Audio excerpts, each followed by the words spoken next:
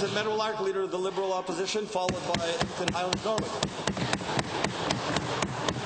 Thank you, Mr. Speaker. Toronto, Montreal, Vancouver, all three have big city charters which give them the autonomy and powers they need to meet the unique challenges. Meanwhile, Edmonton and Calgary do not. Municipal elections have just been held, and I'm reminded of the fact that the Municipal Affairs Minister has not met his commitment to get these charters done. To the Premier, are you satisfied with the fact that your minister has failed to keep this important promise? Honourable Premier.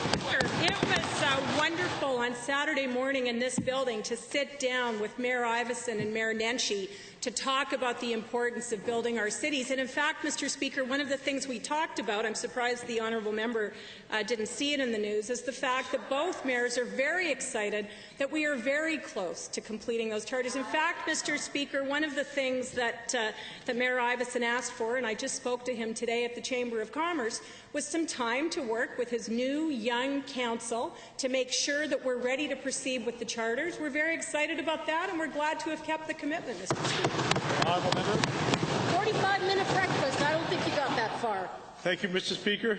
To the Premier, given that the minister called the Mayor of Calgary a puffed-up peacock and dismissed millions of Edmontonians and Calgarians as latte-sipping condo dwellers, aren't you at least a little bit concerned that your Minister of Municipal Affairs doesn't seem to be very fond of the majority of Albertans that he's supposed to be helping? That's true.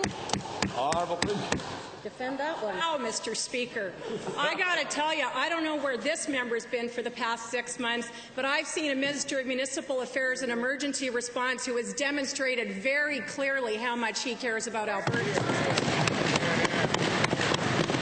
And he has demonstrated that in Calgary, in High River, in Medicine Hat, in Fort McMurray, and also, Mr. Speaker, in a lot of areas that perhaps were not impacted by flood. We know that every single Albertan matters. We know that we can work with municipal councils and large cities to get this done, and we will, Mr. Speaker.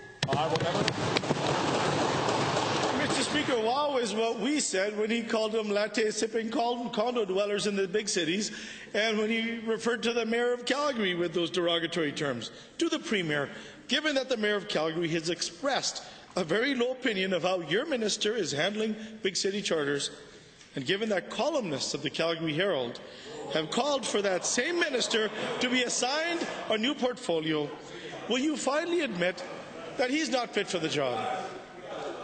Speaker, I don't think it's going to be a surprise to anyone in Alberta that the columnists at the Calgary Herald probably are not the people that I listen to for advice for this government, Mr. Speaker. Mr. Speaker, I listen to the people of Alberta who 18 months ago elected this government to manage the important affairs of the province.